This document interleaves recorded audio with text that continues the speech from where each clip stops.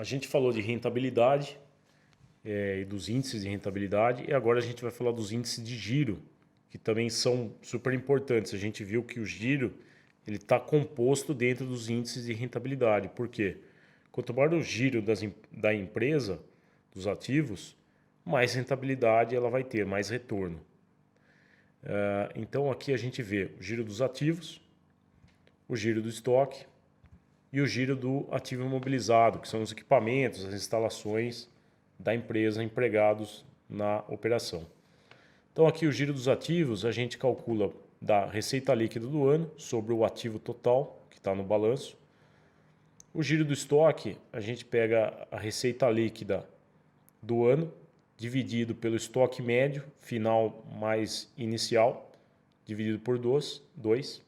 E o giro do ativo imobilizado, que é a receita líquida sobre o ativo imobilizado da empresa do ano.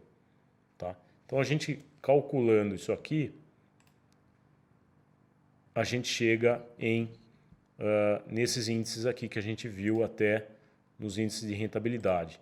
O giro do ativo ele ficou em 0,75, ou seja, a receita líquida sobre o ativo total, ela não chegou a uma vez o ativo no ano. Então ela girou 0,75 e curiosamente foi o mesmo índice em 2020. Né? Embora ele aumentou venda, ele aumentou os ativos e ficou o mesmo giro.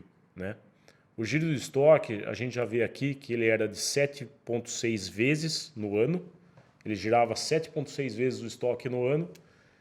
E em 2020 ele começou a girar 7,2. Então o giro do estoque caiu um pouco, né? Significando que a empresa está tendo um pouco mais estoque. Você vê que a gente aumentou, o estoque aqui aumentou mais do que as vendas.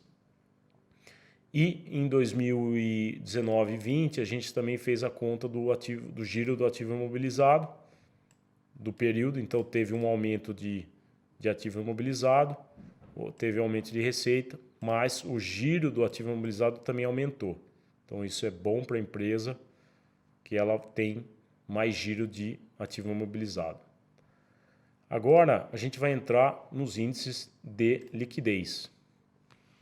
Os índices de liquidez, ele medem a liquidez da empresa dos ativos em relação aos passivos de curto e longo prazo.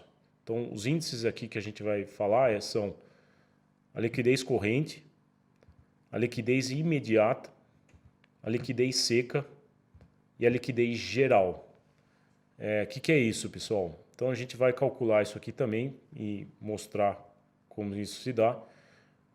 A liquidez corrente é a liquidez de curto prazo. Então a gente pega o ativo circulante que está lá no balanço da empresa sobre o passivo circulante.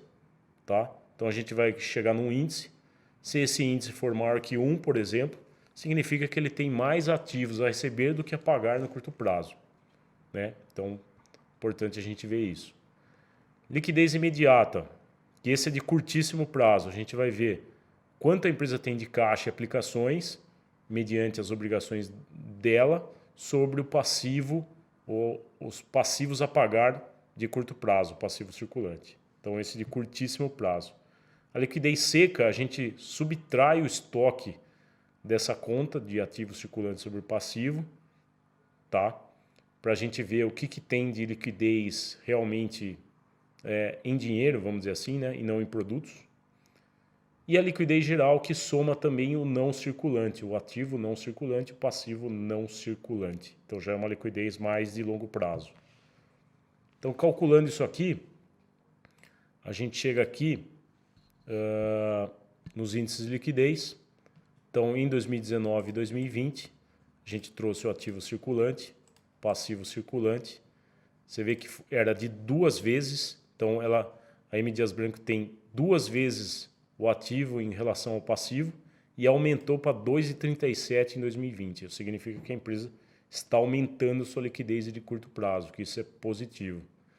A liquidez de curtíssimo prazo, que é o caixa, mediante o passivo circulante, ela também aumentou de 0,32 para 0,75. Você vê que teve um aumento gradativo aqui de caixa da empresa nesse período. A liquidez seca, que é retirando os estoques, também aumentou. Significa que a empresa tem mais liquidez aqui em relação a valores, tirando o estoque. E a liquidez geral, que é mais de longo prazo, também aumentou, ou seja, a empresa nos parece aqui que gerou mais caixa e os índices de liquidez aumentaram todos aqui.